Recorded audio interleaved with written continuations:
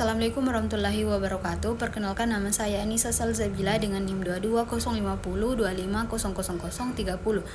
Jadi di sini saya akan menjelaskan tentang sejarah awal bahasa Indonesia serta kedudukan bahasa Indonesia berdasarkan sejarah perkembangannya.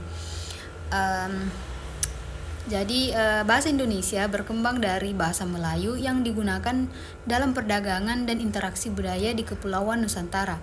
Selama abad ke-7 hingga ke abad 14, perdagangan dan Islam memainkan peran penting dalam penyebaran bahasa Melayu.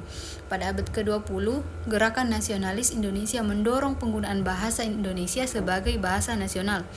Bahasa Indonesia tidak didirikan oleh satu individu atau lembaga tertentu.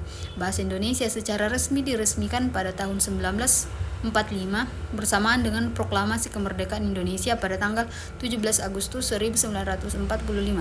Meskipun Kongres Bahasa Indonesia pertama kali diadakan pada tahun 1928 di Yogyakarta, tujuannya adalah untuk memperjuangkan penggunaan bahasa Indonesia sebagai bahasa persatuan bangsa, namun bukan untuk memberikan status resmi kepada bahasa tersebut.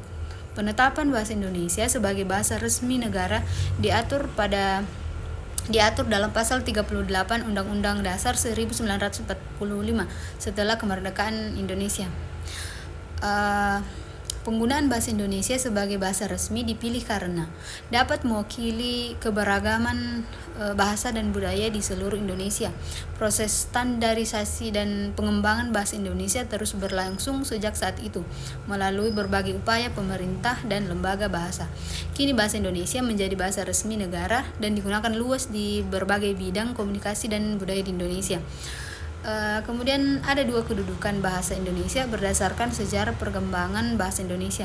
Pertama, bahasa Indonesia sebagai bahasa nasional yang termaktub dalam Sumpah Pemuda 1928 yang memiliki fungsi sebagai lambang kebanggaan nasional, lambang identitas nasional, alat pemersatu suku bangsa, dan alat menghubung antar daerah dan budaya. Kemudian bahasa Indonesia sebagai bahasa resmi kenegaraan sebagaimana dalam Undang-Undang Dasar 1945 yang memiliki fungsi sebagai bahasa resmi kenegaraan, sebagai pengantar dalam dunia pendidikan, sebagai alat perhubungan pada tingkat nasional, dan sebagai alat pengembangan kebudayaan, ilmu pengetahuan, dan teknologi.